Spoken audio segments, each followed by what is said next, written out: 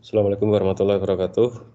Kita masuk ke materi selanjutnya, melanjutkan yang sebelumnya, tetapi kita sekarang masuk ke bab baru ya, tentang kompleksitas algoritma. Nah, kemarin kita sudah membahas tentang pembuktian kebenaran algoritma. Nah, sekarang tentang kompleksitas. Oke,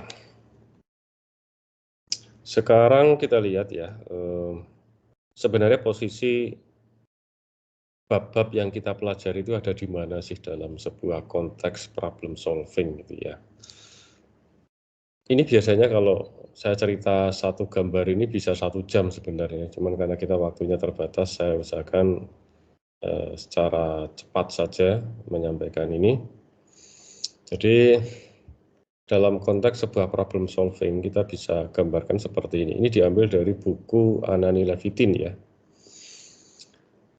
Ya, problem solving. Jadi dimulai dari memahami problemnya dulu. Problemnya seperti apa, jadi jangan sampai nanti kalau misal kita gini, kita di pihak developer ya. Developer bukan developer perumahan ya, maksudnya developer sebuah software gitu ya, sebuah aplikasi. Kita mendapatkan pesanan suruh membuat aplikasi dari sebuah instansi misalnya. Nah, maka yang perlu kita lakukan pertama kali adalah kita pahami dulu problemnya. Problemnya seperti apa?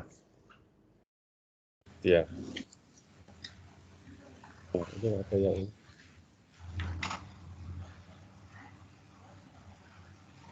Yang bersuara nih. Dimatikan yang bersuara.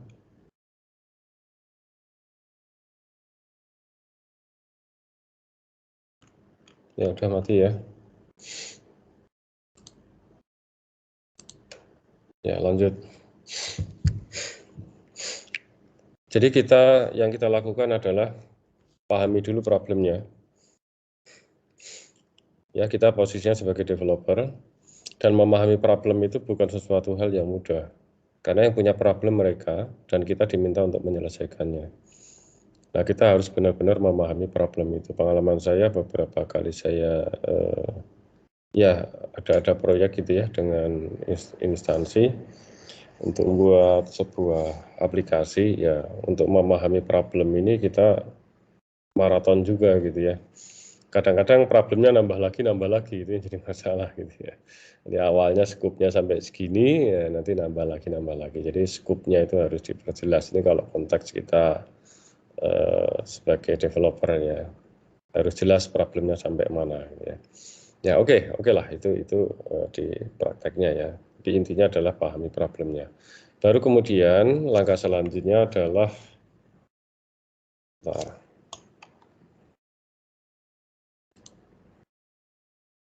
ya, langkah selanjutnya adalah kita harus putuskan ya tentang computational mean.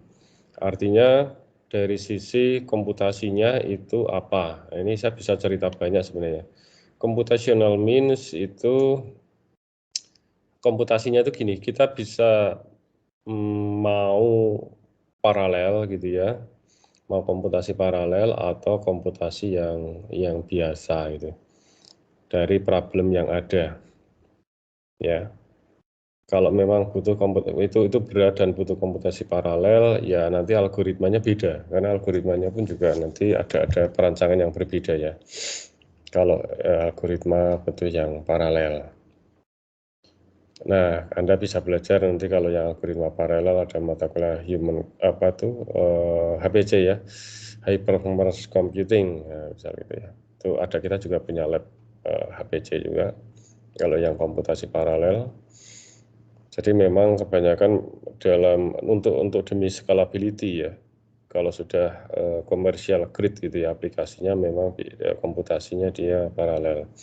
Cuman memang ada yang dari sisi algoritmanya tetap kita merancangnya adalah algoritma yang konvensional, tetapi dengan melalui sebuah middleware tertentu bisa dilakukan secara paralel, itu juga memungkinkan. Oke lanjut. Apakah exact atau exact atau approximate solving. Artinya solusinya itu solusi eksak atau solusi pendekatan. Nah, ini hal yang penting Anda ketahui ya. Karena gini, dalam banyak aplikasi ya, sebentar saya sambil di sini ya, sambil coba-coba di sini.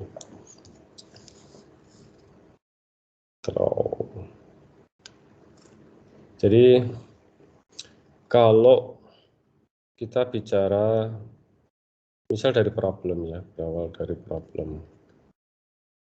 Itu solusinya mau exact atau mau approximation.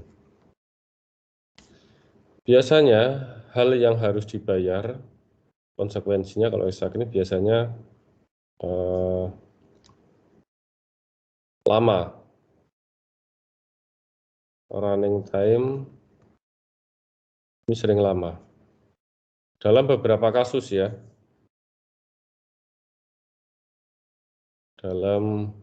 Biasanya malah ini dalam banyak kasus combinatorial problem.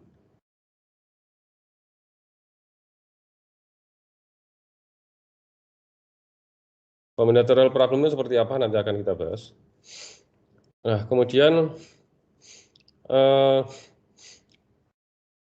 atau yang approximation. Anda di sini apakah sudah mengambil mata kuliah AI? Sudah? Belum? Sudah? Belum, Pak. Oh, ada yang sudahkah? Belum semua? Kayaknya enggak, Pak. Soalnya ini ekstensi. Oh, ini ekstensi. Oke. Ya, nanti kalau Anda sudah ngambil AI, tahu. Biasanya itu barengan, kalau ini biasanya ngambil bareng AI, atau sudah ngambil AI kalau dulu ya. Ya, oke lah. Approximation itu biasanya running time-nya itu lebih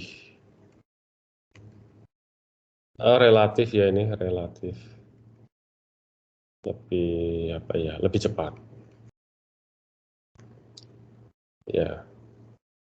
Ini biasanya gitu approximation, tapi ini tidak akurat 100% ya. Ini plusnya ya, ini minusnya. Nah, cuman di sini running time lama, plusnya solusi adalah solusi yang dihasilkan ya.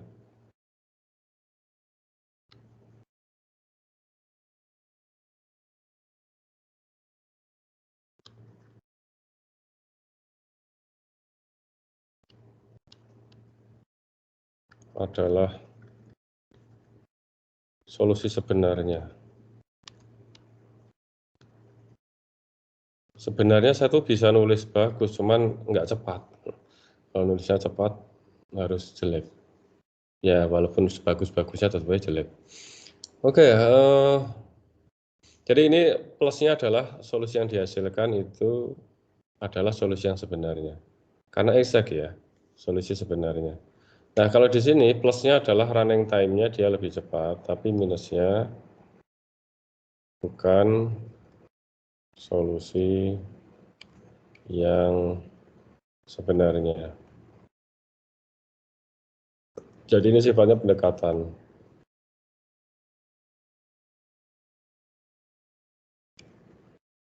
Jadi ada selisih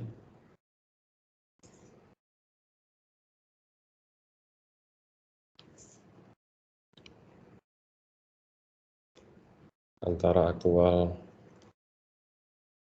solusi aktual dengan solusi pendekatan.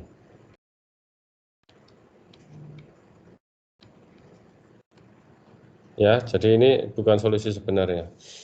Misal gini, contoh.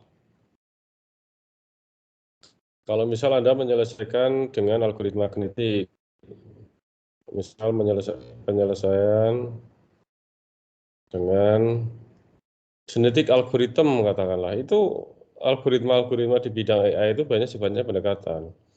Genetik algoritma, kemudian keluarga swarm intelligence, misalnya Firefly algoritma misalnya gitu ya. Mau Firefly algoritma, mau N-colony misalnya gitu ya. Dan sebagainya. Itu ini kalau Anda di AI nanti Anda belajar ini ya. Itu pendekatan gitu ya, enggak solusi yang sebenarnya, tapi dia lebih cepat. Kalau solusi yang eksak ini kebanyakan itu running time lama, itu biasanya dalam combinatorial problem. Cuman memang kebanyakan permasalahan di bidang bisnis itu combinatorial problem. Banyak yang muncul nanti combinatorial problem. Gitu ya. Nah, oke, ini hal yang harus Anda decide on ya. Di sini ya, decide on. Oke, ini. Kemudian data structure, Anda harusnya sudah belajar tentang data structure ya. Ya, decide on tentang data structure-nya seperti apa. Nah, kemudian decide on algoritma desain teknik. Nah, ini di sini nanti yang akan dibahas di algoritma desain teknik itu akan dibahas di mata kuliah strategi algoritma. Nanti ya, habis ini ya. Habis ini Anda akan selesai AK semester depan, nanti Anda akan belajar strategi algoritma. Jadi di sini algoritma desain teknik, nanti ada macam-macam ya, nanti mulai dari greedy yang dibahas itu ya. Ada greedy, divide and conquer, ada apa tuh, branch and bound, ya, terus ada backtracking dan sebagainya. Ya, sebenarnya di sini nanti juga Anda belajar juga kalau Anda belajar AI ya, kecerdasan buatan juga di sini algoritma desain teknik juga banyak dibahas juga. Kemudian setelah oke baru kita lakukan desain algoritma. Ya, kita desain algoritma. Ini belum coding ya, baru ini desain algoritmanya. Tapi kita sudah putuskan kita mau pakai apa. Katakanlah mau pakai greedy, ya udah. Nah ini kita susun. Tekniknya pakai greedy, ya susun algoritmanya. Nah, setelah susun algoritma baru dibuktikan kebenarannya. Buktikan kebenaran dari algoritma itu, proof correctness. Kemarin kita sudah bahas ya tentang pembuktian kebenaran ini kan. Itu sudah kita bahas pembuktian kebenaran algoritma. Kalau memang belum benar, ya kembali lagi ke sini desain ulang, gitu ya. Mungkin aja bisa ke sini. Mungkin desain tekniknya bisa beda atau mungkin terkait dengan tata struktur disesuaikan lagi, misal seperti itu ya. Ya, oke. Nah, keuntungan Anda menguji dari sisi matematis kemarin adalah Anda nggak perlu sampai coding dulu. Ini coding ada di bawah. Tapi cukup dengan muncul desain Anda sudah bisa membuktikan kebenaran dari sebuah algoritma. Ya.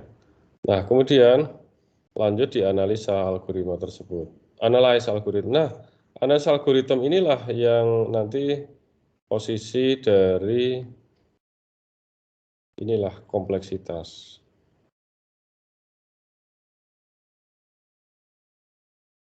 Yang akan kita bahas ini, kompleksitas waktu itu ada di sini. Jadi analyze the algorithm itu maksudnya adalah menganalisa kompleksitas dari algoritma tersebut. Sebenarnya kompleksitas itu ada dua macam, kompleksitas waktu dan kompleksitas memori. Ya, kompleksitas waktu dan kompleksitas memori. Tetapi kompleksitas memori kita nggak bahas karena kompleksitas memori itu ada di data structure. Itu sudah dibahas dulu waktu Anda kuliah struktur data kan, Anda sudah ada ya kuliah tentang struktur data kan ada dulu. Nah, gitu. Jadi kita fokus ke kompleksitas waktu yang akan dibahas di perkuliahan ini. Nah, kalau ini ternyata dari kompleksitasnya belum oke, ya balik lagi, ulang lagi desain algoritma atau mungkin misal algoritma desain tekniknya mungkin ini harus beda, misal jangan greedy tapi pakai branch and bound katakanlah gitu ya. Ulangi lagi tahapannya, misal gitu. Atau bisa saja ulang lagi sampai desain algoritma, tapi kita masih tetap greedy katakanlah gitu. Tidak berubah dari greedy menjadi branch and bound. Nah, itu contoh ya. Oke, greedy branch and bound nanti akan Anda pelajari di strategi algoritma semester depan. Nah, kalau itu sudah oke, baru lakukan coding. Gitu ya.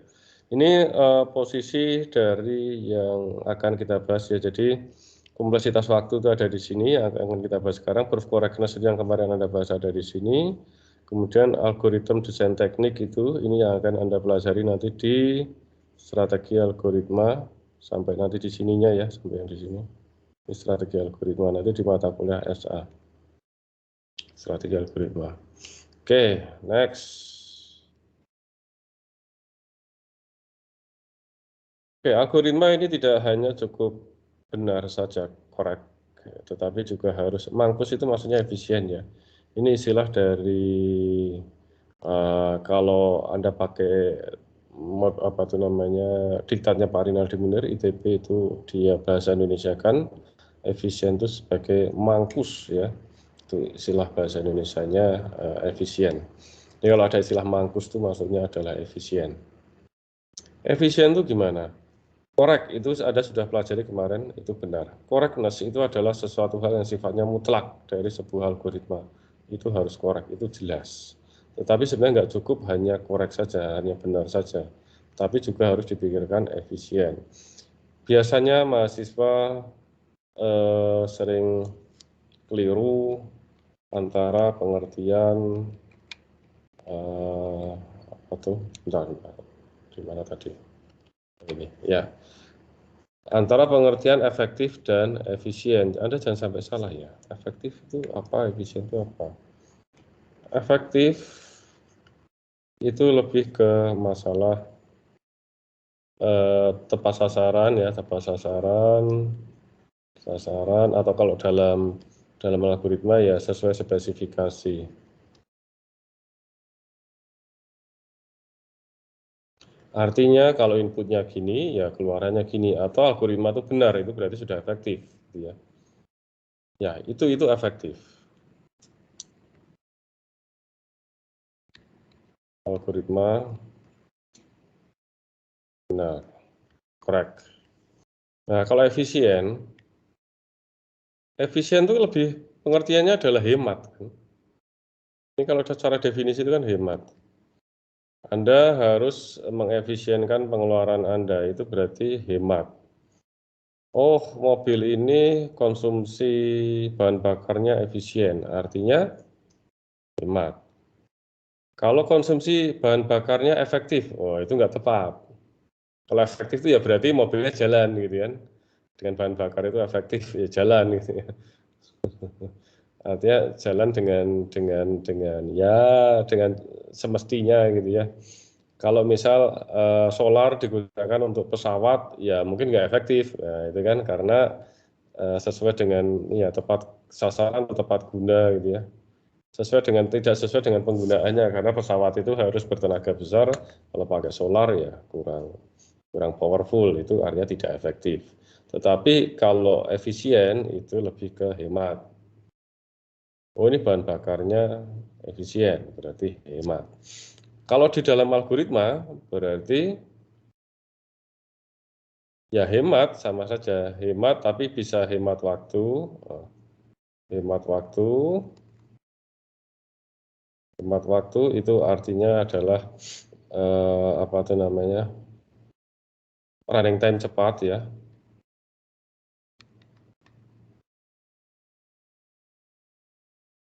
Bisa juga hemat memori ya. Hemat memori jelas ya, ini hemat memori. Gitu, itu efisien ya. Tapi yang akan kita bahas adalah tentang hemat waktu. Oke.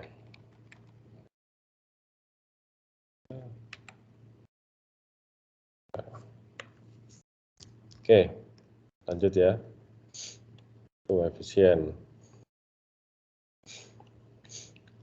Nah, pada dasarnya hampir seluruh algoritma itu memiliki waktu eksekusi yang lebih lama jika mendapatkan, kalau datanya itu besar gitu ya. Tapi kalau datanya besar itu pasti nanti juga pada umumnya ya waktu eksekusinya juga lama. Pada dasarnya kan seperti itu. Gitu kan? Ya? Ya, monggo. Kalau yang itu kan ada approximate approximate solving. Nah, itu kan bahwa solving itu apa tadi kok putus-putus gimana? Yang approximate solving itu Pak, kalaupun memang tidak tepat sasaran, kenapa ada approximate solving Pak? Itu yang menjadi pertanyaan saya Pak.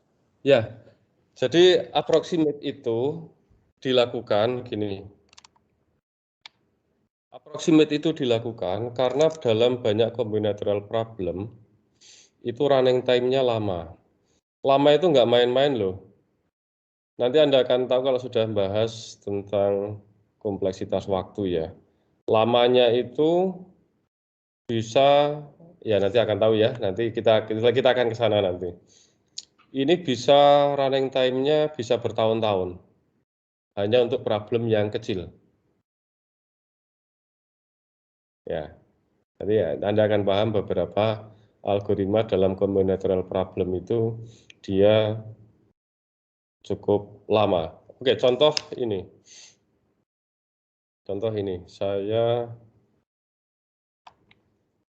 sudah membuat algoritma, bukan algoritma, saya membuat program.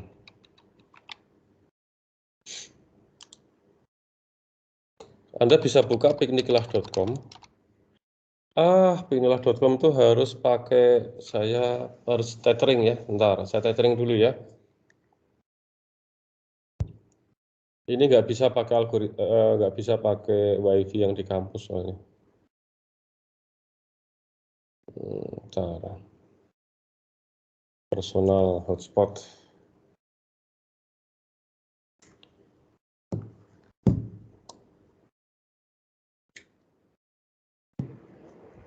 Kok nggak muncul ya? Nah, ini muncul. Sebentar, saya nggak begitu familiar lagi dengan Windows. Windows itu di sini ya kalau wifi. Oh, di sini ini nih wifi-nya.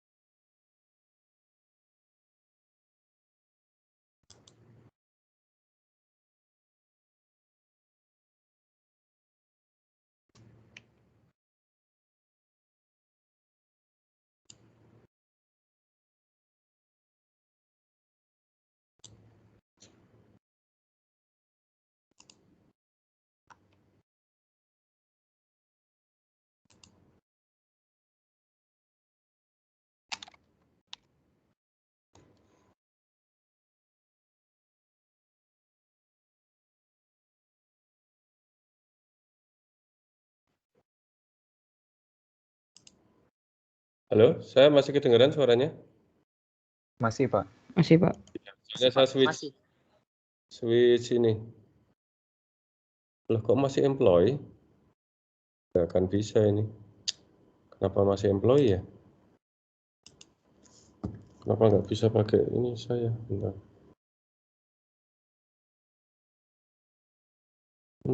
Personal hotspot. Sebentar, personal hotspot. Ini karena saya pakai server yang ada di Sysfo. Nah ini Sysfo itu settingannya agak, jadi justru nggak bisa diakses dari dalam, ini yang jadi masalah. Nah,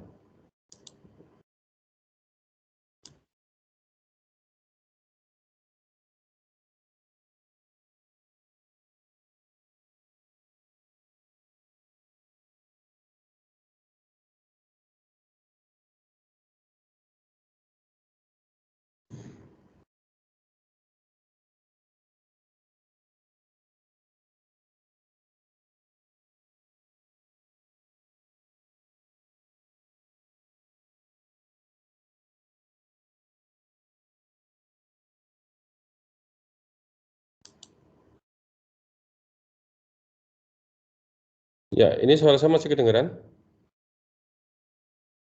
Halo? Masih, Pak. Masih, Pak. Semoga sudah ke ini. Sudah di switch. Coba saya buka pikniklah.com.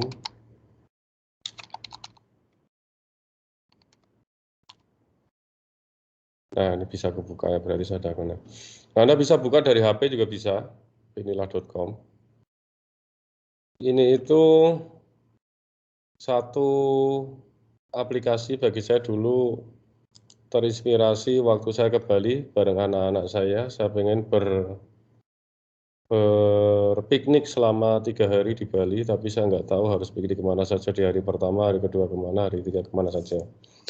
Karena saya pengen dalam 3 hari itu harus ya seefisien mungkin ya perjalanan saya, ya sehingga saya pengen ada algoritma nanti kalau saya membayangkan saya punya sebuah aplikasi yang membantu saya itu akan lebih bagus. Waktu itu saya telepon ke 3 teman saya yang orang Bali, tiga-tiganya merekomendasikan hal yang berbeda. Ya, jangan sampai nanti dalam 1 hari itu saya cuma 2 tempat wisata kan, karena antara satu tempat wisata dan tempat lain itu berjauhan kan gitu. Jadi ini contoh yang baru di Bandung. Ya, ini saya asal aja ya, ini wisata edukasi dan segala macam. Ini nanti orang bisa klik kanan itu ini tentang apa, dan itu isinya apa. Cuman misal gini, saya sebagai calon wisatawan, saya pengennya ke sini, saya pengen ke sini, saya juga pengen ke sini, saya tertarik juga, saya pengen ke sini, saya pengen ke sini, saya pengen ke sini, saya pengen ke sini, pengen ke sini, asal aja ya. Sini banyak sekali. Aku pengen ini, aku pengen itu gitu ya. Kalau di lagunya aku ingin begini, aku ingin begitu gitu ya. Oke, terus ya asal aja ya. Ini yang sudah dipilih yang ada di sini. Ini kelihatan ya. Nah, kemudian ini rekomendasikan, semoga servernya lagi nggak ngadat. Nah, kemudian pilih saya nginep di hotel apa. Ya. Nah, ini saya pengen nanti rute wisatanya mengunjungi destinasi wisata sebanyak mungkin. Oke, saya pengen ya. Jadi satu, bisa di truk bobot-bobotnya. Yang meminimalkan biaya, saya nggak perlu yang harus meminimalkan biaya seorang kaya. Misal, ini contoh. Ini destinasi wisata yang populer, ya so-so lah, nggak harus 0,8 lah bobotnya. Gitu ya.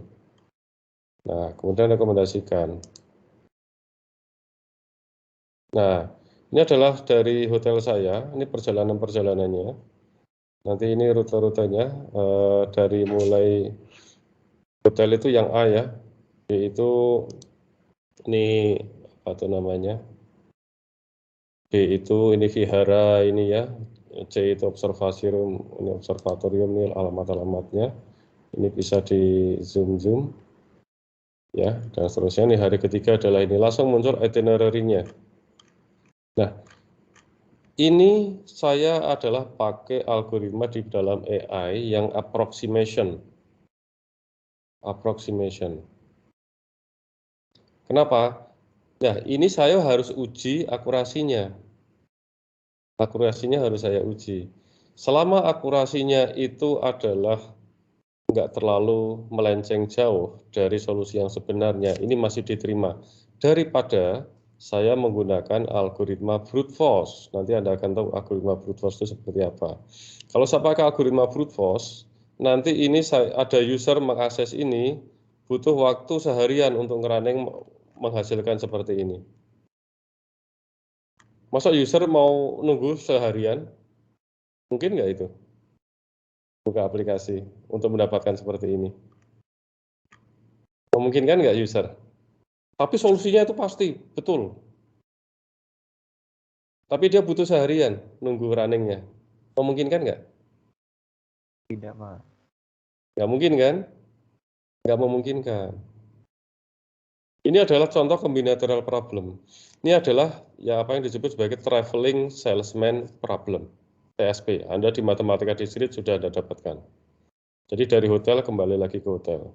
Saya ini sesuaikan dengan tingkat kemacetan di Google API.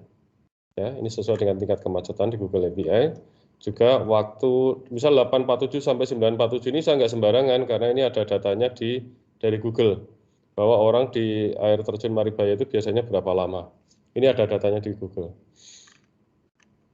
Jadi berapa lama orang biasanya berada di satu tempat wisata itu ada datanya. Ya, seperti itu. Jadi pertimbangan yang terkait dengan praktis ya itu harus dipertimbangkan sehingga nanti kalau Anda TA itu Anda diminta untuk menguji akurasi. Loh, kenapa harus diuji akurasi?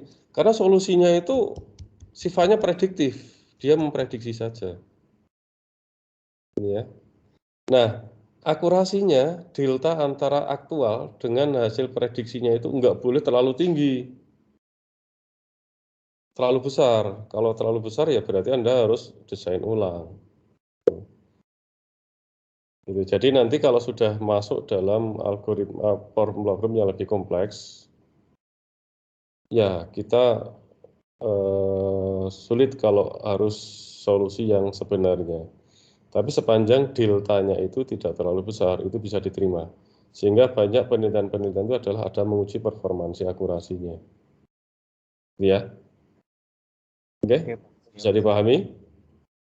Iya Pak, kurang lebih. Jadi permasalahan seperti ini harus dipertimbangkan. Makanya decide on, di slide yang sebelumnya tadi harus diputuskan. Decide on, mana tadi? Ya, decide on.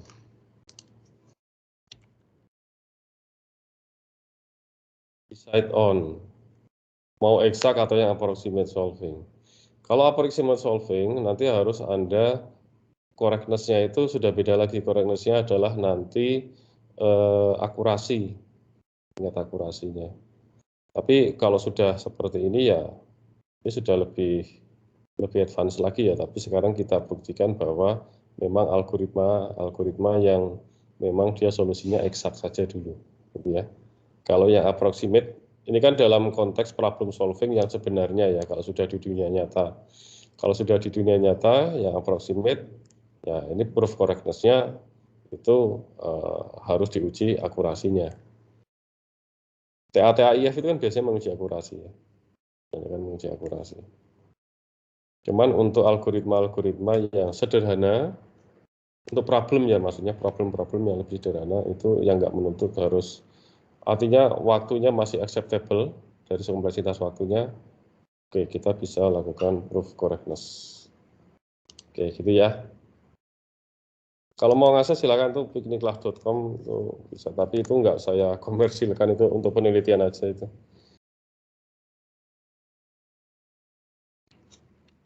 Oke, ada lagi pertanyaan? Nggak ada, lanjut. Tapi itu pertanyaan bagus ya. Anda paham itu dalam konteks yang sebenarnya itu ya kita harus pertimbangkan algoritma yang sifatnya approximation. Itu kenapa Anda belajar AI gitu ya. Itu banyak algoritma sifatnya approximation, karena banyak algoritma itu kalau kita terapkan itu ya waktunya tuh lama, gitu. Waktu eksekusinya lama. Kan nggak mungkin kalau pakai aplikasi seperti tadi, bahkan user sampai menunggu 2 menit aja lah waktu untuk eksekusi gitu ya, untuk menghasilkan tadi ya itinerary piknik tadi ya, yang saya tadi ya, itu juga sudah nggak bisa diterima user. Wah lama sekali ini, saya harus nunggu 1 menit untuk running gitu, itu sudah lama gitu. Jadi harus ya sekian detik gitu aja lah gitu ya, harus sudah langsung keluar tadi petanya gitu ya, rutenya. Itu contoh yang algoritma saya. Ya, oke, lanjut lagi tadi sampai. Oh ya, ini saya kembalikan ya, ini ke ini tadi, ke employee.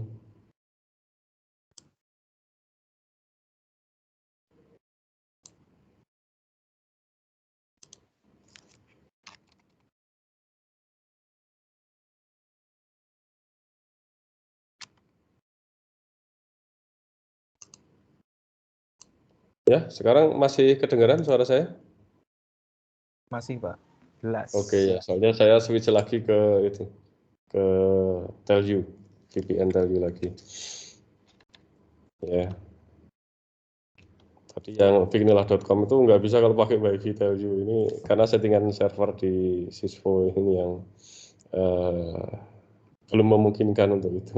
Jadi kalau dari broadband yang dari luar malah bisa. Ya, oke. Tentang input size, tadi saya sudah jelaskan di awal tadi ya, bahwa biasanya algoritma itu akan berjalan lebih lama jika array-nya, maksudnya kalau inputnya itu berukuran besar. Artinya datanya semakin besar, tentu running time itu juga akan semakin lama. Ya, gitu ya. Itu pada dasarnya seperti itu. Nah, sehingga dalam menganalisis algoritma, terutama kompleksitas waktu, nanti yang kita perhatikan adalah tentang pertumbuhan data ini, pertumbuhan input size ini. Artinya ukuran data itu kan nggak bisa kita prediksi dan semakin hari semakin bertambah. Nah, nanti algoritmanya itu seperti apa seiring dengan pertambahan dari ukuran data itu, data yang masuk ke dalam algoritma.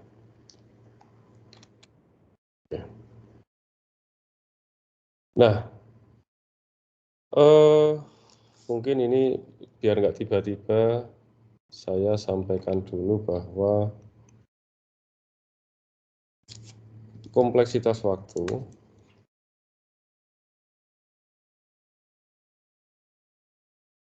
kata gini, ukuran efisiensi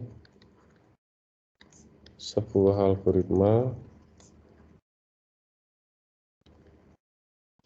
adalah kompleksitas waktu. Ini istilahnya adalah kompleksitas waktu. Nah, kompleksitas waktu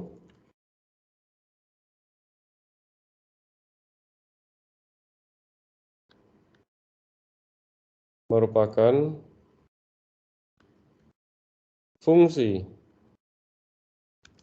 dari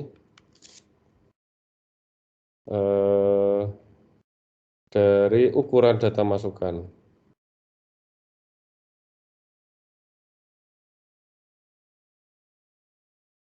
Atau input size tadi ya.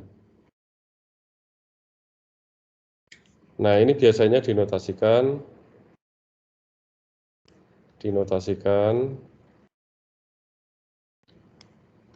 dengan N. Ya, ini biasanya dinotasikan dengan N. Oke. Biasanya dinotasikan dengan N. Sehingga kita bisa katakan bahwa dengan demikian kompleksitas waktu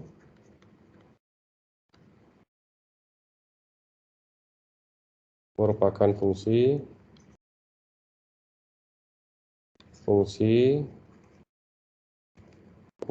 dari N, ya. Nah, yang harus Anda pahami bahwa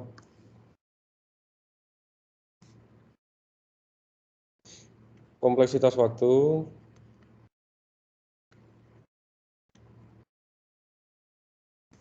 pada dasarnya adalah jumlah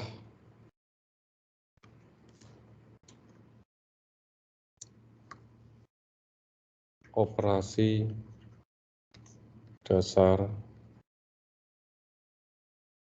dalam sebuah jumlah operasi dasar yang berjalan, yang di running atau yang berjalan.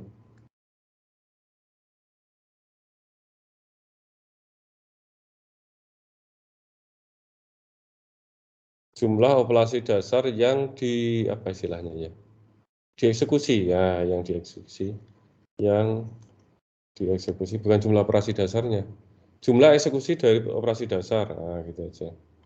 Jumlah eksekusi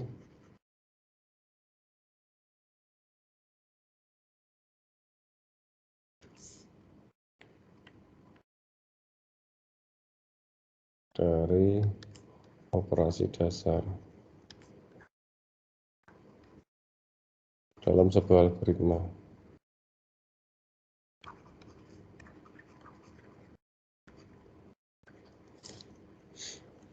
Ya. Dengan kata lain, dengan bahasa yang lebih mudah,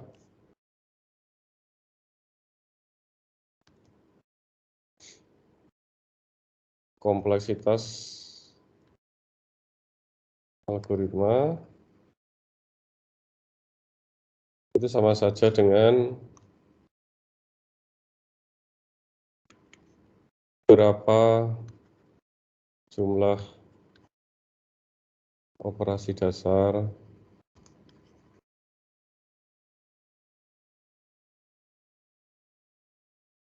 yang dilakukan, bukan jumlah berapa jumlah operasi yang dilakukan gitu aja ya. Kalau bahasa gampangnya. Berapa jumlah operasi dilakukan.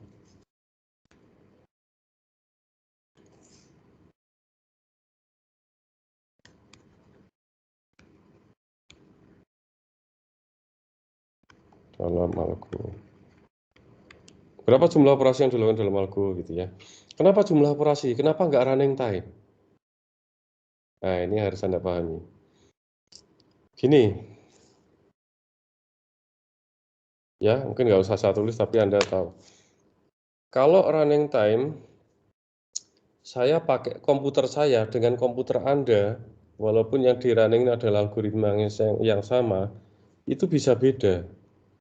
Kenapa? Tergantung spesifikasi komputer saya dan komputer Anda kan? Betul nggak? Ya, pertama, spesifikasi.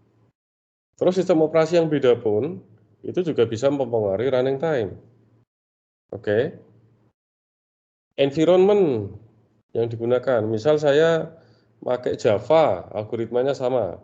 Saya pakai Java, Anda pakai Pascal, katakanlah gitu. Itu algoritma yang sama, tapi bisa beda juga. Beda compiler, bisa beda waktu eksekusi. Sehingga itu sangat tergantung pada environment dari pemrograman yang dilakukan. Ya kan? Jadi susah untuk mengukurnya. Jadi yang mudah untuk mengukur adalah menghitung berapa jumlah operasi yang dilakukan dalam sebuah algoritma. Ya kan? Intinya semakin banyak operasi, pasti akan lebih lama kan? Betul nggak?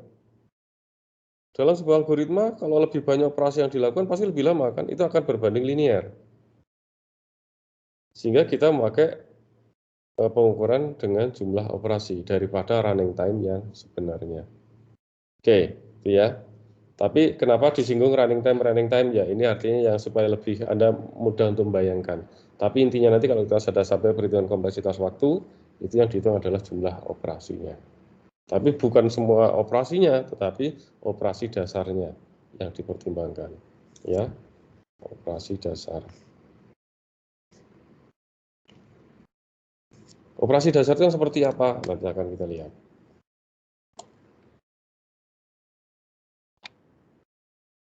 Oke, sudah saya next saja biar yang ini Anda paham yang lebih penting aja ya. Nah, operasi dasar itu apa? Nah, tadi saya singgung. Atau basic operation.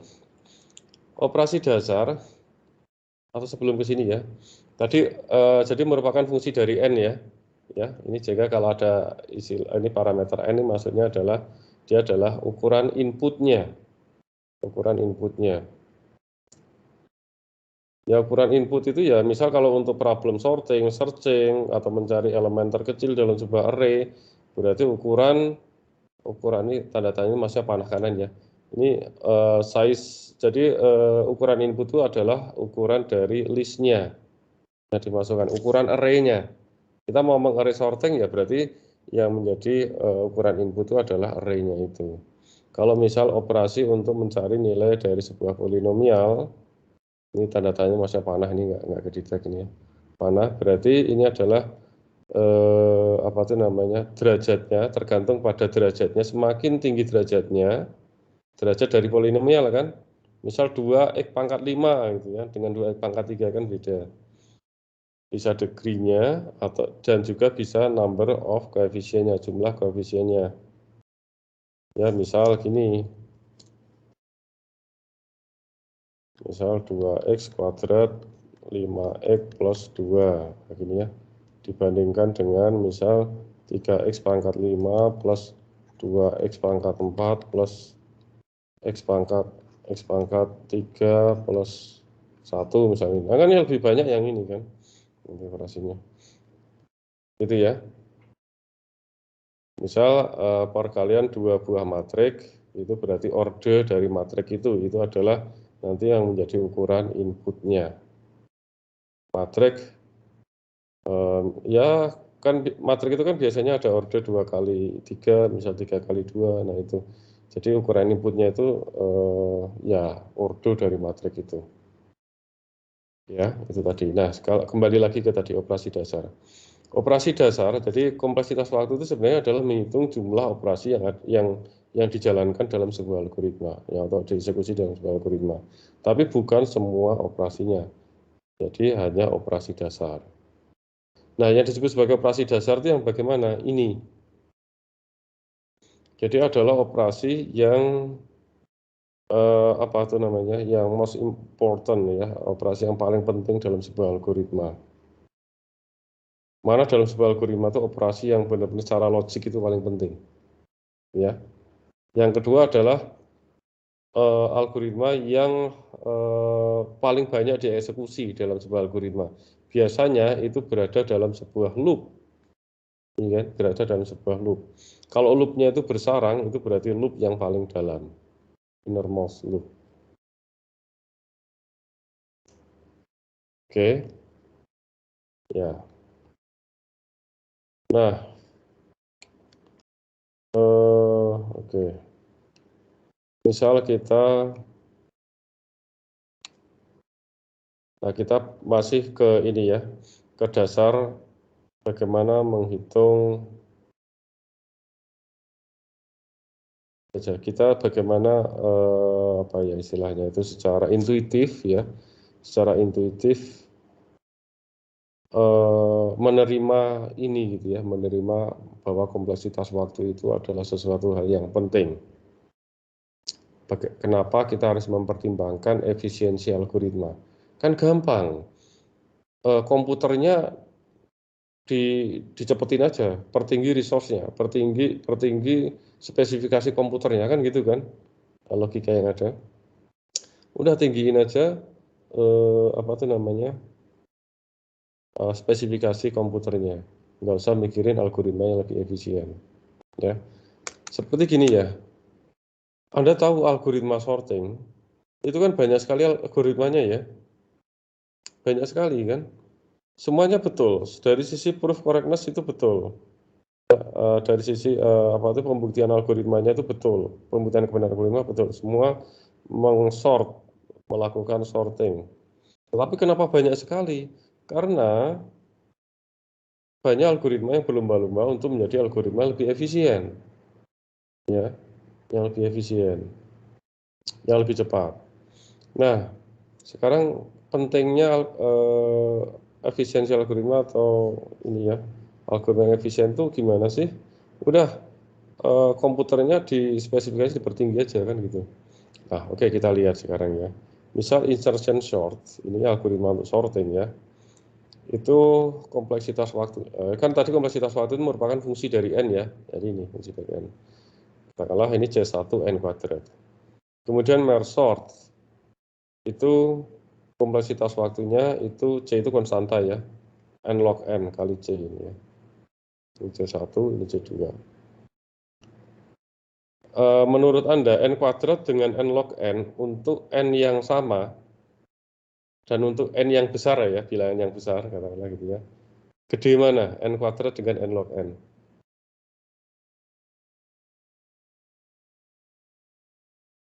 Katakanlah 10 itu. Gimana Pak? N log n, Pak. Yang Lebih besar mana? N kuadrat. N log n, misal gini ya.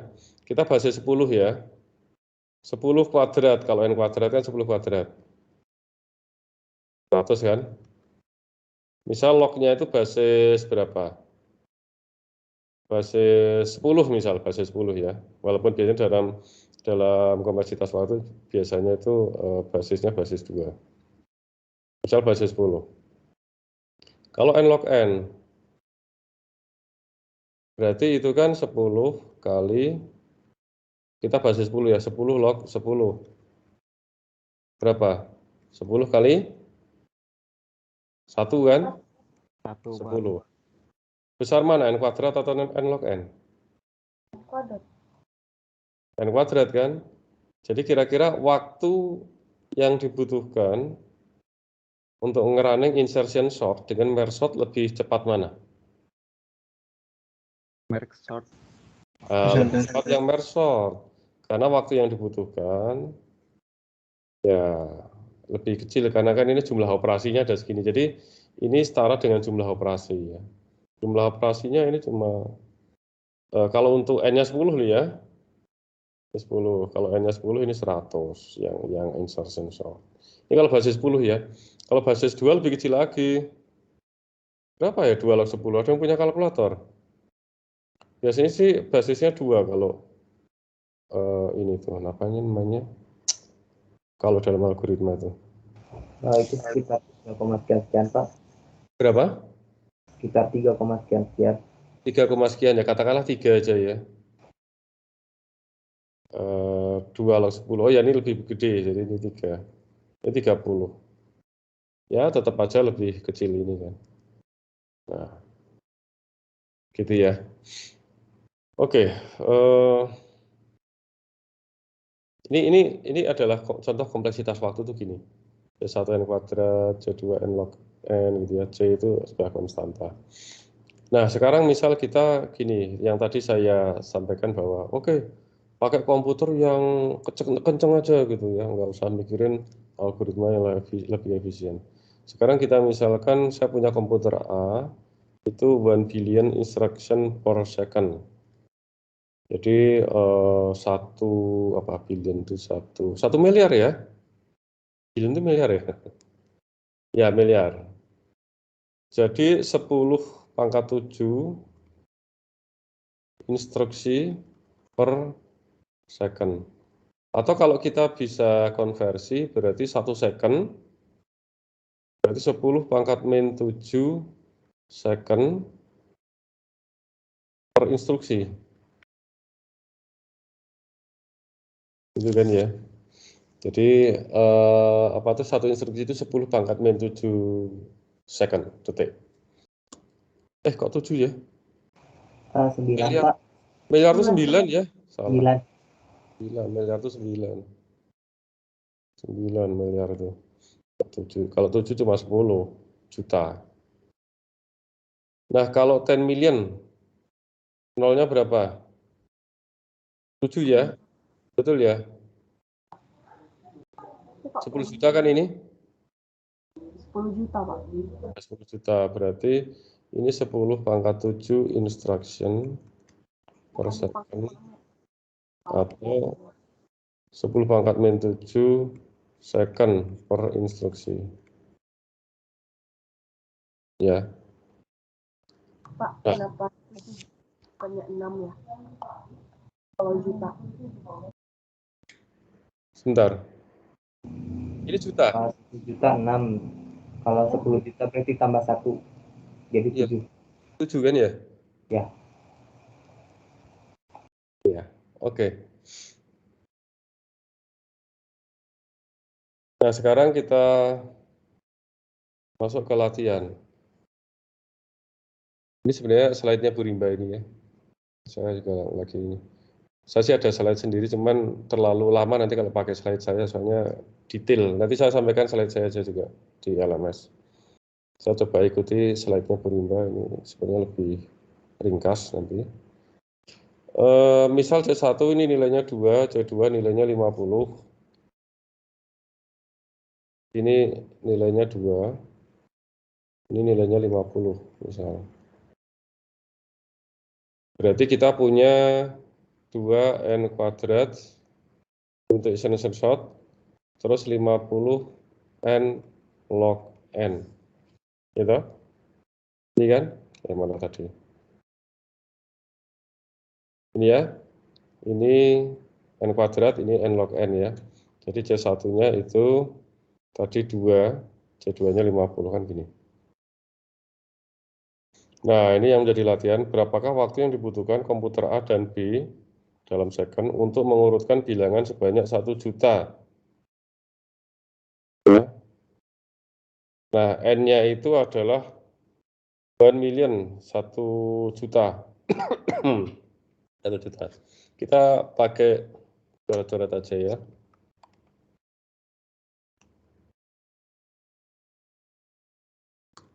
Ya, ini latihan. Ini biasanya kecil-kecil nih. Oke, latihan. Tadi gimana tadi? Berapa waktu yang ada untuk mengurutkan? Bentar, ini ada. Oh, untuk mengurutkan bilangan 1 juta. Nah, C1 dan komputer A untuk eksekusi insertion sort. Oke. Komputer A untuk insertion sort dan komputer B untuk merge sort ya. Jadi ini A ini ngoperasikan yang ini, B ngoperasikan yang merge sort. Oke, sekarang kita ini ya.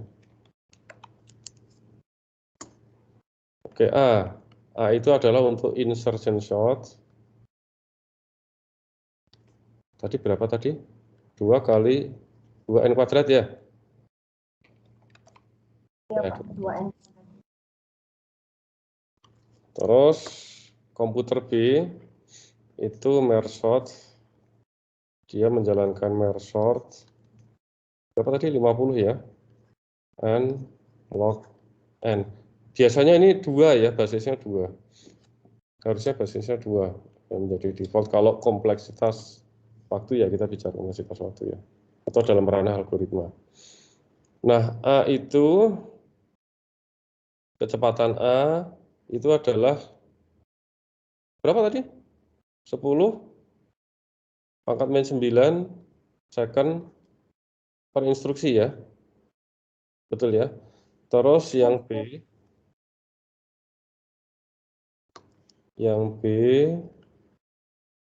itu adalah 10 pangkat min 7 ya. Second per instruksi. Cek lagi siapa tahu saya salah. Ya, 10 pangkat 9. Ya. Nah, sekarang kalau gini berarti nanti jadinya gimana? Ini kan 2N kuadratannya banyak, artinya banyaknya instruksi itu banyaknya operasi atau banyaknya instruksi sama saja ya. Operasi kan instruksi. Banyaknya instruksi untuk yang insertion itu adalah 2N kuadrat. Jadi 2N kuadrat padahal dia adalah sekian second per instruksi. Ya tinggal kalikan 10 pangkat min 9. Tapi N-nya 10 pangkat 6. Bentar, saya tulis gini aja biar lebih jelas. Jadi A itu berarti 2 kali 10 pangkat 6 kalikan 10 pangkat min 9. Berapa?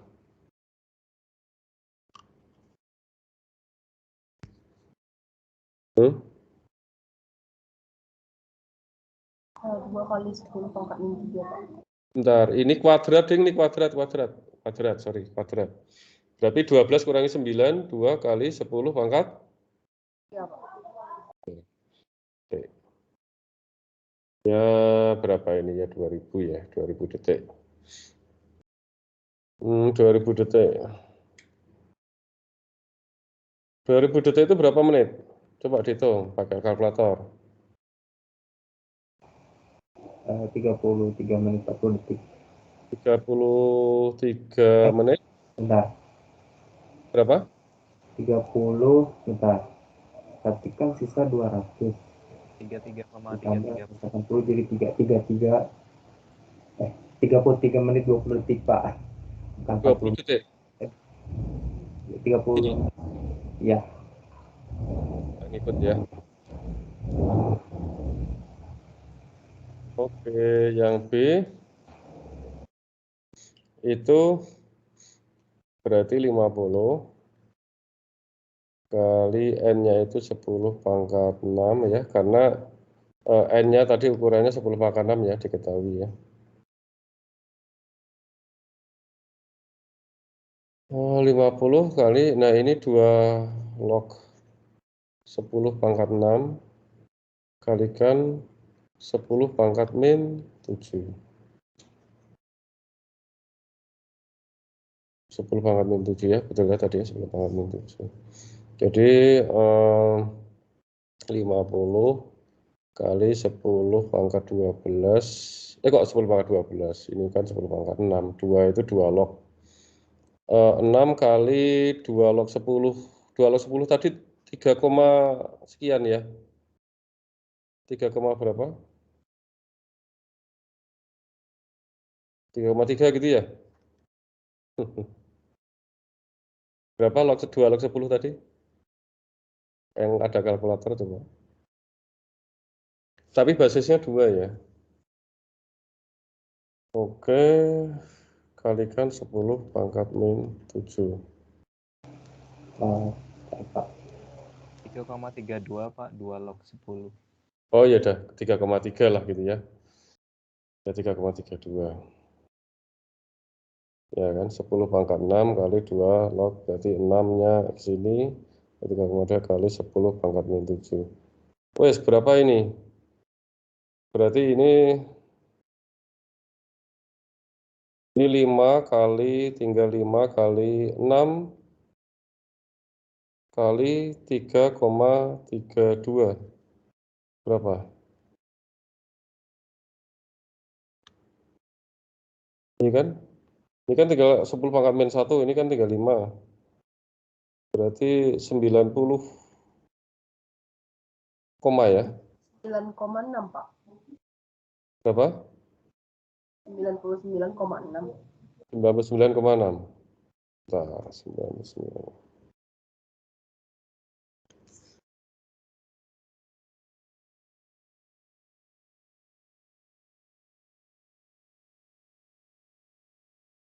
Nah, detik.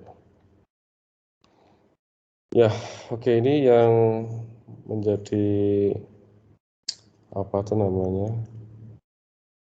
Yang menjadi perhatian kita adalah ini ya. Artinya gini, komputer A itu kan komputer yang kenceng ya. Dia 10 pangkat min 9 second untuk per instruksi. Komputer B itu termasuk inferior dari kepada komputer A. Komputer A itu menjalankan yang apa ya? Yang instruction sort. Coba komputer A itu menjalankan instruction sort yang lama. Jadi ini algoritma ini kan lebih lama ya daripada yang merge sort. Coba komputer yang cepat mengerjakan instruction sort yang kompleksitas waktunya yang nggak bagus, yang lama gitu ya. Tetap aja dia menghasilkan 2000 detik. 33 menit. Nah, komputer B yang speknya lebih rendah, dia melakukan running merge sort yang efisien. Nah, waktu yang dibutuhkan itu ini 99 detik. Jauh ya dibanding dengan 2000 detik alias 33 menit. Jadi kita harus berpikir bahwa data itu nanti berkembang gitu ya. Data itu nanti berkembang dan nilainya bisa besar. Apalagi sudah era big data ya. Sehingga kalaupun yang kita kejar itu adalah resource, artinya hardware, spesifikasi hardware, tentu nanti bisa suatu saat nggak kekejar. Kita harus mikir juga algoritmanya harus efisien. Nah, ini semangatnya gitu ya, maksudnya adalah seperti itu. Ya, dari perhitungan ini, dari contoh soal ini. Ini gini-gini juga kadang-kadang keluar di UTS ini, soal-soal seperti ini. Anda milih keluar di UTS atau masuk di UTS? Yang benar mana, keluar di UTS atau masuk di UTS? Oke. Sama aja, Pak. Kan keluar itu lawannya masuk, toh? Masuk, Pak. Masuk di UTS, keluar di UTS. Ya wis. Oke. Ya ini sering keluar atau sering masuk sama saja. Bisa keluar, bisa masuk. Ya, oke. Lanjut ya. Ini untuk latihan Anda sendiri, tapi ini sebenarnya saya harus tanya ke yang punya slide ini Brimba ya, ini 80 detik itu konteksnya gimana ya? Persatuan waktu eksekusi itu, ini sudah waktu eksekusi ini. Ya oke lah, kita skip dulu. Nah, ini sebagai gambaran saja bahwa untuk komputer yang cepat, secepat apapun ya, kalau dia nanti katakanlah ini ya, ini 10 pangkat 6 ini kan yang cepat, ini 10 pangkat min 4 itu yang ya lebih inferior ya. Tapi kalau dia running sebuah algoritma yang punya kompleksitas waktu 2 pangkat n, ini lambat, tentunya grafiknya nanti gini ya, trennya. Cepat sekali naik dia, cepat sekali naik. Tapi kalau dia algoritmanya yang cepat, n pangkat 3 itu cepat, n pangkat 3 cepat.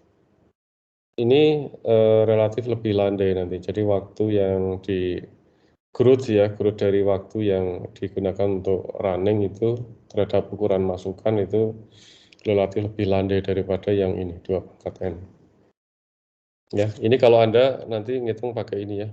Coba aja Anda hitung, tapi coba Anda ini dulu, coba ini Anda katakanlah ini 10 pangkat min 6 second aja, 10 pangkat min 6 second, 10 pangkat min 4 second.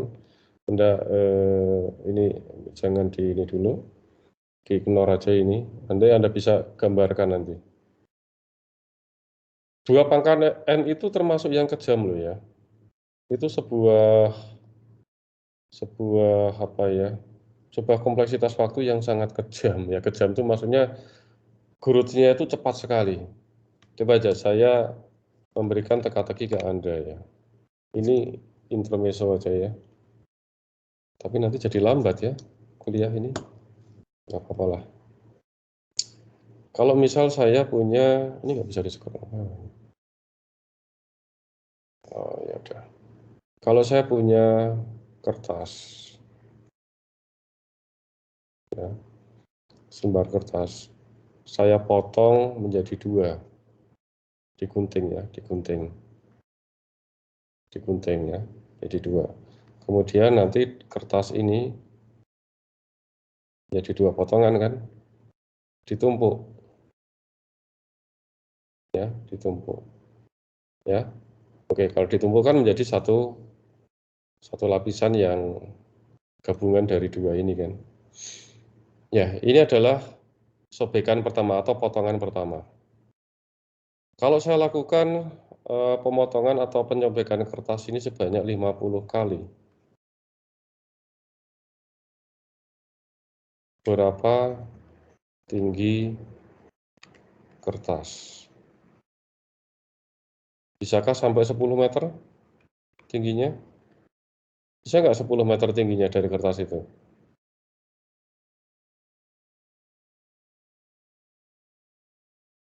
Ya nggak usah pakai ngitung, pakai logika aja dulu. Kalau nyobek 1 kali, jadi ini kertas saya sobek, tipis kan? Udah, tumpuk ya, 2 sobekan ini ditumpuk. Ya, jadi 1 tumpukan. Ini sobekan yang pertama. Nanti kalau sobekan sampai 50, ini kali yang pertama ya, sobekan pertama. Kalau 50 kali penyobekan kertas, ditumpuk-tumpuk, apakah tinggi kertasnya sampai 10 meter? Tidak, Pak. Tidak ya. Karena Lebih dari itu, Pak. Ada yang lebih dari itu, ada yang tidak sampai. Ya oke, coba kita hitung ya. Kita hitung.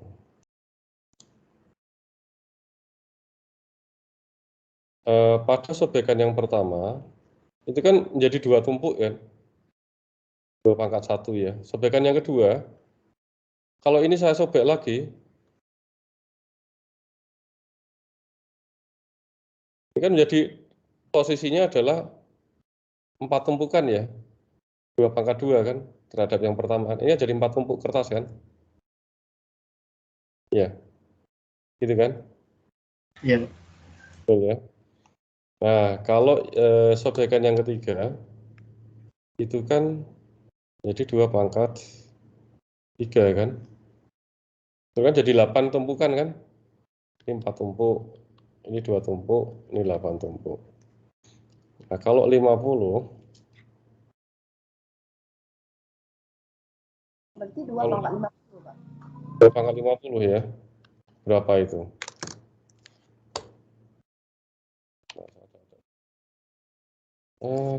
Saya lama nggak pakai Windows. Oh, ada kalkulator ya.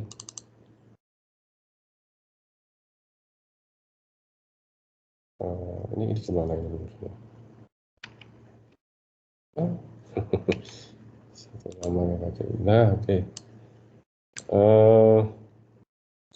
Wih, nggak ada pangkat ya? Itu ubah jadi saintifik Pak modenya. Oh gitu. Ya, saya punten nggak lama nggak pakai ini Windows. Oh iya. 2 pangkat 50. Wah, bisa nggak nih di copy? 0,12 kali 10 pangkat 15, Pak. Ya ini ya, ini segini. Coba saya ini notepad aja ya. Notepad.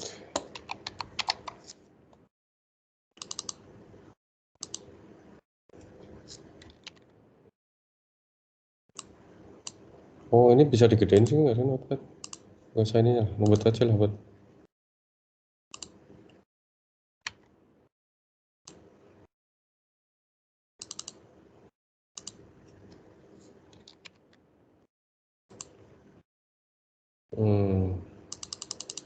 Nah, kelihatan ya.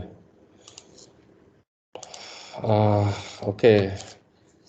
Ini katakanlah ini misal satu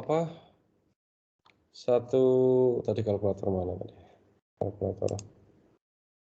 Oh, hilang ya tadi ya. Ya wis, ulangi lagi 2 pangkat 50 sama dengan. Nah. Oke, ini misal satu kertas itu berapa milimeter? Oke, katakanlah 1/10 atau ya 1/5 lah. 1/5 mm, ya 1/10 boleh lah. Coba dibagi 10. Ini ya. Ya, ini sekian milimeter. Milimeter kalau misal itu supaya jadi meter berarti kalikan berapa? Gimana supaya milimeter jadi meter? Bagi 1000 Pak. Bagi 1000. Oke. Bagi 1000. Nah, ini sekian meter. Kalau jadiin kilometer, dibagi 1000 lagi. 1.000.000 Pak. 1000, Pak. Nah, ini kalau dari meter. Jadi 112.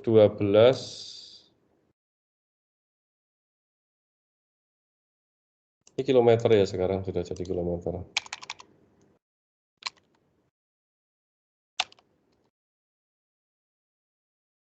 112 kilometer, 112 juta kilometer, koma di sini menjadi titik ya, maksudnya ini kalau di ini kan koma itu titik ya, ini baru koma. 112 juta kilometer, 500 ya sekitar 120 juta kilometer.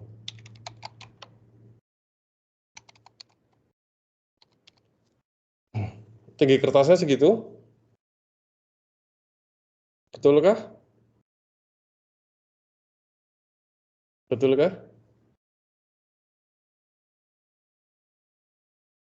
Karena tadi nggak sampai 10 meter.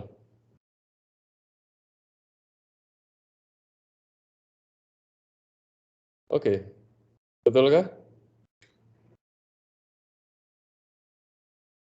Ya. Jadi kalau Anda mau ke planet Mars, silakan nyoba kertas 50 kali ya. Oke, bisa ya. Masalahnya berapa luas kertasnya?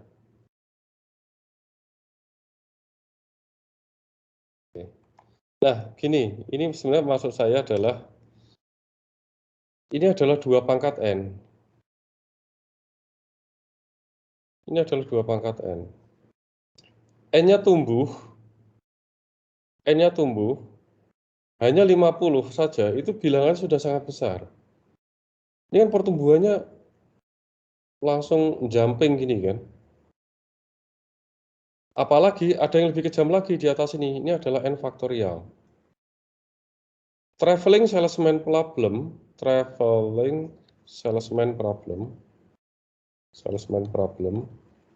Ini termasuk nanti kalau kita pakai algoritma yang eksak, yang hasilnya adalah eksak, nanti hasilnya kompleksitasnya ke N faktorial.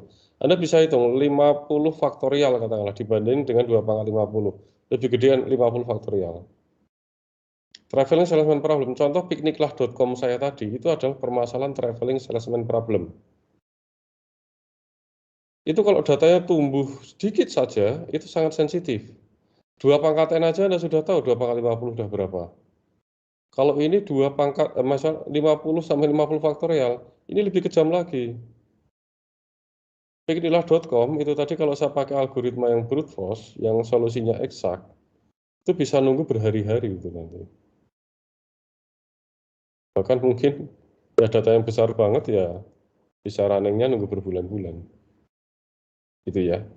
Ini traveling salesman problem itu contoh di combinatorial problem.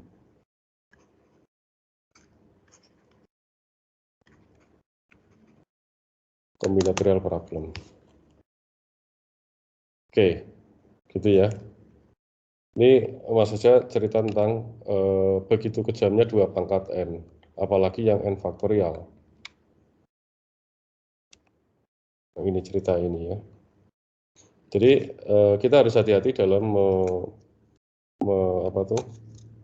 mendesain sebuah algoritma. Nanti rawan untuk nanti ke yang running time-nya itu lama.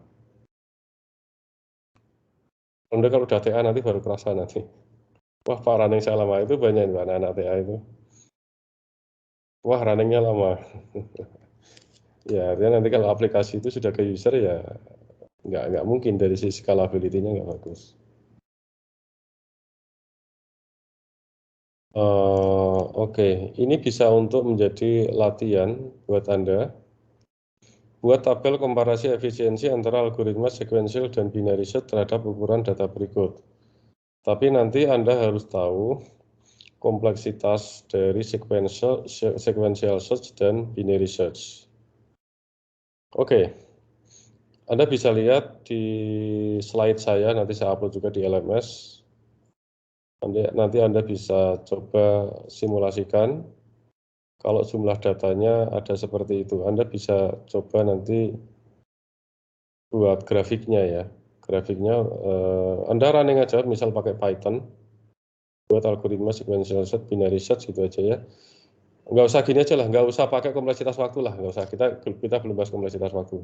Gini aja, Anda buat algoritma sequential dan binary search, kemudian masukkan data sembarang aja, pokoknya ukurannya 128, kemudian ditingkatkan lagi 1024, tingkatkan lagi, seperti itu.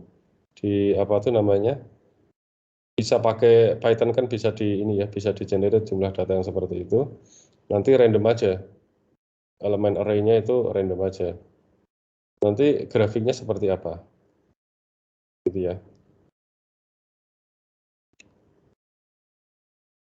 Ya itu tadi itu ya ini menjadi tugas kelompok aja lah.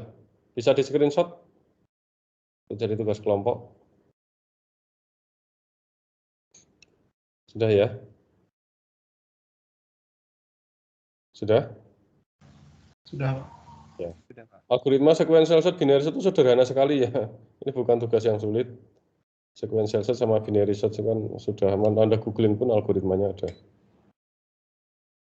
Ya, nanti di-upload di LMS, nanti penugasannya saya update di LMS. Tapi Anda kerjakan dulu lah, mulai Anda kerjakan dulu. Nah, kompleksitas waktu. Nah, kompleksitas waktu itu biasanya notasinya adalah nanti TN. Ya, ini notasi untuk kompleksitas waktu. Dia fungsi dari N, notasinya pakai T.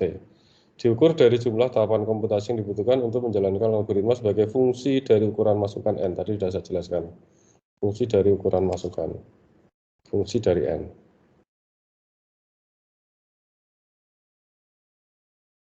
Nah, dalam praktek kompleksitas waktu dihitung berdasarkan jumlah operasi dasar. Tadi sudah saya jelaskan di depan tadi, operasi dasar. Jumlah operasi dasar, di tulisan tangan tadi ada ya. Operasi dasar itu adalah operasi yang mendasari sebuah algoritma. Tadi contoh syarat operasi dasar tadi kan ada tadi ya, di sini ya.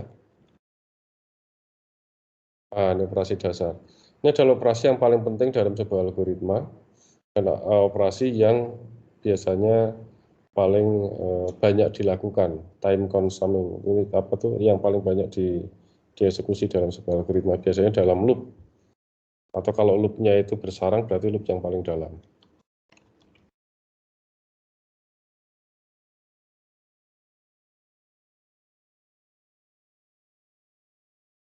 Misal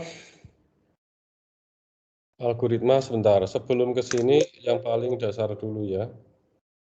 Saya coba bentar, ada ini. Coba algoritma untuk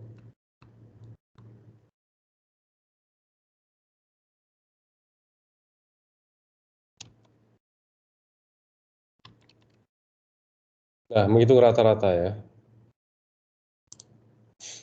Itu algoritma untuk menghitung rata-rata.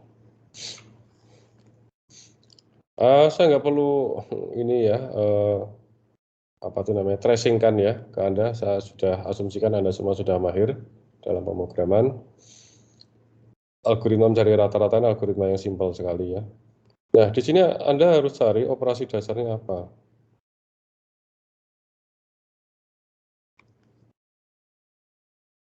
Oke, coba siapa yang tahu operasi dasarnya yang mana? Ingat, operasi dasar itu operasi yang penting dalam algoritma itu. Terus kedua, operasi yang paling banyak dilakukan dalam algoritma itu. Biasanya ada di dalam loop. Kalau loopnya bersarang, berarti loop yang paling dalam. Oke, operasi dasar yang mana? Satu instruksi aja. Satu baris saja, satu baris instruksi aja. Yang jumlah Pak, yang dalam while. Oke, yang ini ya. Jadi jumlah plus A, K. Kenapa bukan K plus 1? Ini kan juga banyak dilakukan. Kenapa enggak K plus 1? Bukan utamanya Pak, dia cuma buat looping. Betul, bukan utamanya, bukan yang penting. Karena kan hanya counter. Kalau ini pakai for kan ini enggak ada. Ya. K plus 1 kan enggak. Jadi yang memang penting, artinya secara logik memang itu penting. Nah, itu instruksi yang penting dalam algoritma itu. Jadi ini adalah operasi dasarnya. Nah, ini dilakukan berapa kali? Oke. Kalau misal ini ya, saya punya perumusan gini ya, jumlah instruksi, jumlah operasi, ya jumlah instruksi, apa istilahnya ya, jumlah instruksi, ya segitulah.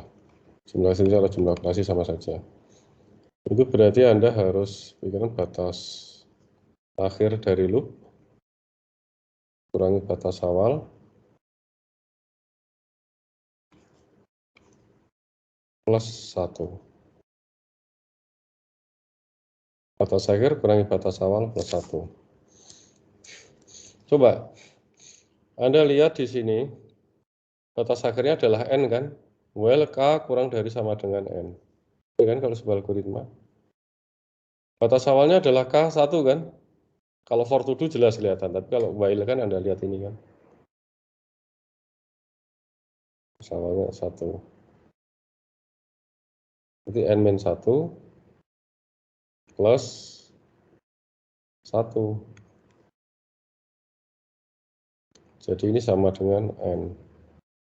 Jadi jumlah ini dilakukan sebanyak N. Artinya nanti kompleksitas waktu itu sama dengan N. Gitu ya.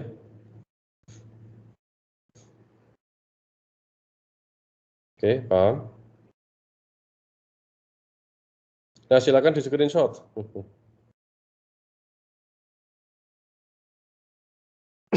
Sudah? Sudah, Pak. Udah, Pak. Sekarang kalau kita mencari elemen terbesar, operasi yang mendasari yang mana? Ayo, operasi dasar.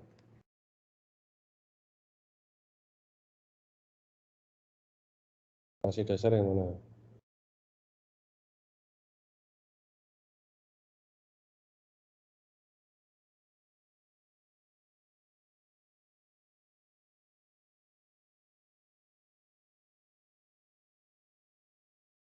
Yang paling banyak dilakukan dan itu penting.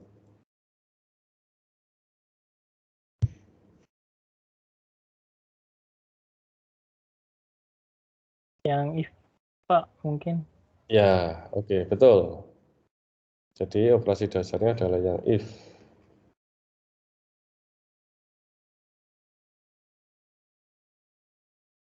Ya, ini ya.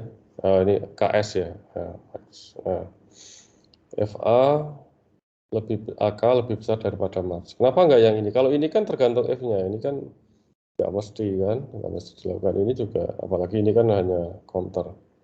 Jadi ini sudah pasti dilakukan di dalam loop-nya. Dan ini memang penting karena pada dasarnya mencari elemen terbesar dalam sebuah array itu kan pasti dilakukan pembandingan kan. Inti dari sebuah core dari instruksi yang menjadi core dari sebuah pencarian elemen terbesar itu adalah pembandingan kan sebenarnya. Pembandingan elemen ya, elemen di dalam array. Oke ya. Nah, ini dilakukan berapa kali? Oke, kita lihat batas tadi ya, jumlah operasi. Mau jumlah operasi, jumlah instruksi. Ya. Monggo, ya, ini batas akhir. Kurangi batas awal. Plus 1. Nah, oke. Batas akhir di sini, ini adalah N. Batas awalnya adalah 2 kan? Plus 1. Ini sama dengan N min 1. Jadi dengan demikian kompleksitas waktu itu adalah N min 1. Kompleksitas waktu algoritma ini. Gitu. Atau Anda juga bisa ya pendekatan secara intuitif ya. Intuitifnya juga bisa. Jadi misal katakanlah pakai contoh ya. 12, 4, 5, 20, 6 misal gitu ya. Nah, pertama kan ini, tapi kalau gini Anda harus tracing ya. Oke, max itu adalah yang pertama, saya notasikan M aja ya. M itu adalah elemen yang pertama. Kemudian K-nya itu mulai dari 2. Berarti kan di sini ya K-nya ya. Nah, nanti dibandingkan AK dengan max. Jadi elemen AK dengan max-nya atau M ini. Ya, gini kan. Ya, satu kali pembandingan. Nah, ternyata yang gede dari hasil pembandingan ini kan tetap 12 kan. Ya. Jadi max-nya tetap 12. Max-nya ini nanti dibandingkan dengan elemen berikutnya kan.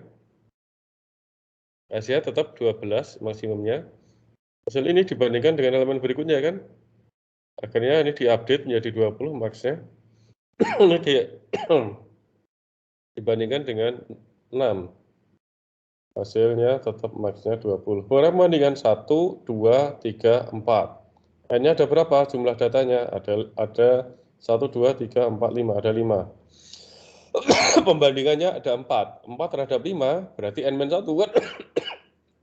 Ya. Bisa aja seperti itu Anda.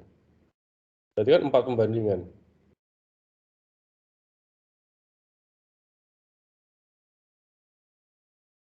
Nah, ini terhadap ini berarti N min 1. Nah, gitu bisa. Atau pakai prinsip ini juga bisa. Oke, silakan di screenshot.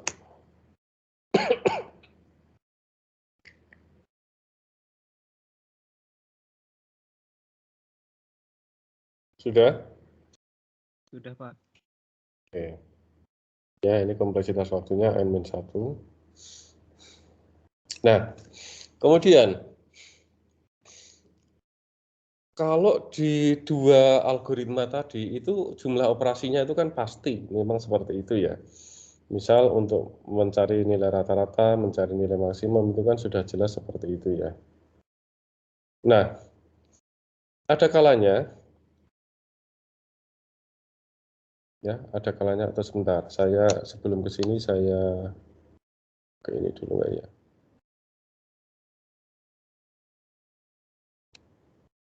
Ya, oke. Kita ke sini dulu aja. Ada kalanya jumlah operasi yang dilakukan untuk sebuah algoritma itu nggak pasti. Nggak pasti sejumlah itu. Tergantung pada perilaku datanya. Ya. Sehingga nanti ada yang sering disebut sebagai worst case, best case. Ini average case ini jarang sih sebenarnya, jarang disinggung. Biasanya worst case sama best case. Ya, worst case itu berarti kasus terburuknya, kasus terbaiknya. Nah, itu yang gimana? Nah, contoh ini. Nah ini sequential search yang menjadi tugas Anda tadi ya, algoritmanya seperti ini. Sequential search. Ya, sequential search itu adalah kita mencari, katakanlah ini ya, misalnya 12, 6, 4, 2, 1, misalnya gitu ya. Nah, misal yang dicari adalah X-nya 6. Sequential itu pertama dibandingkan dengan elemen pertama dulu. X dengan elemen pertama dulu kan. Ini ya, ini kan. Dibandingkan dengan elemen pertama dulu. Oh, ternyata belum ketemu bandingkan dengan elemen kedua. Ketemu kan? Ada jumlah operasi yang dilakukan berapa kali pencocokan itu? Berapa kali pencocokan dilakukan? Operasi dasarnya ini ya. Anda tadi sudah tahu gimana cara mencari operasi dasar. Ini kan? Pencocokan ini kan yang ada di dalam loop. Oke. Berapa kali ini dilakukan kalau X-nya 6? Kalau datanya seperti ini? 2 kali. 2, Pak. 2 kali kan? Ini 2 kali. 2 kali apa sih namanya, pencocokan atau pembandingan? Ya lah pembandingan ya boleh lah. Pembandingan tapi pembandingan sama dengan ya. Tapi kalau misal kalau yang dicari X sama dengan 12, berapa kali pembandingan? 1. 1 kali. Kalau yang dicari X-nya adalah 1, berapa kali? 5. 5 kali. Atau ini N-nya kan, karena ini N-nya sama dengan 5 kan. Kalau yang dicari sama dengan 100, berapa kali?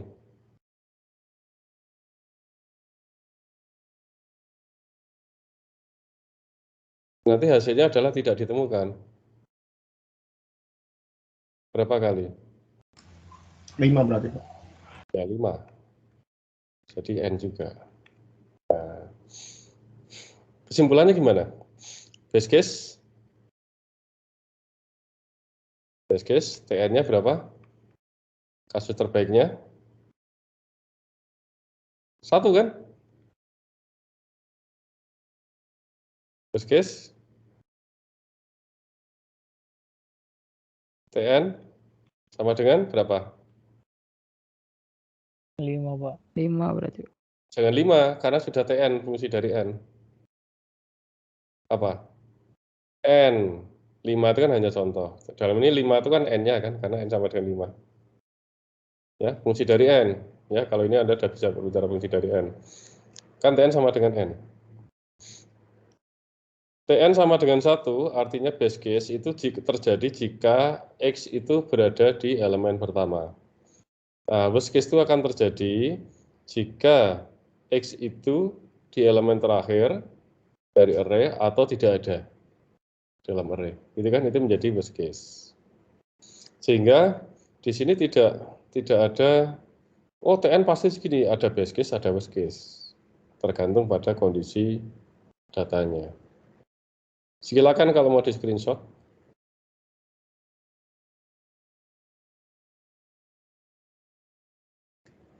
Sudah? Sudah, Pak. Oke. Nah, jadi worst case-nya itu adalah 1 jika A1 itu sama dengan X yang dicari. Kasus terburuk itu jika X sama dengan elemen terakhir atau X tidak ditemukan, kompleksitas waktunya ini. Ini sebenarnya jarang sih. Jarang dibahas juga kasus rata-rata. Oke, kita skip aja ini. Nah, ini yang menjadi tugas Anda ya. Oke, nanti saya akan bahas. Kita sudah ini ya. Ya, kita lanjutkan besok aja atau kita latihan dulu yang ini ya. Coba sebelum kita ke sini, nanti ini lanjutkan nanti aja. Kita latihan dulu. Nah, ini tinggal sebenarnya sih udah selesai sih, cuman nggak apa-apa nanti kita molorkan aja karena biar lebih banyak materi yang saya berikan. Sebenarnya cuma sampai jam 5 lebih 10 harusnya. Contoh misal saya buat secara generik aja ya. K pertama di assign 2 while K kurang dari oke, gini aja dulu, kurang dari sama dengan N-1 gitu ya. Apapun di sini operasi dasar gitu ya. K plus 1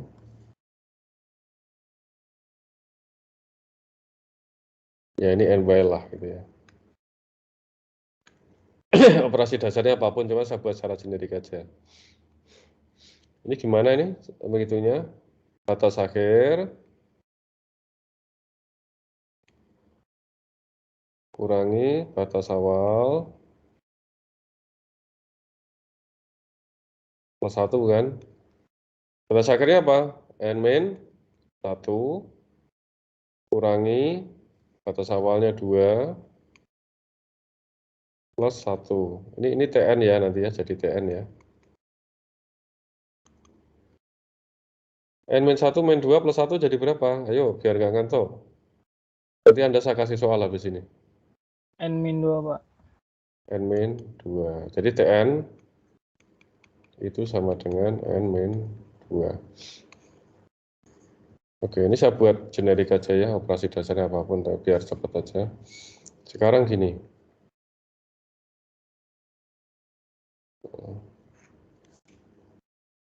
Ini algoritmanya saya kotakin aja.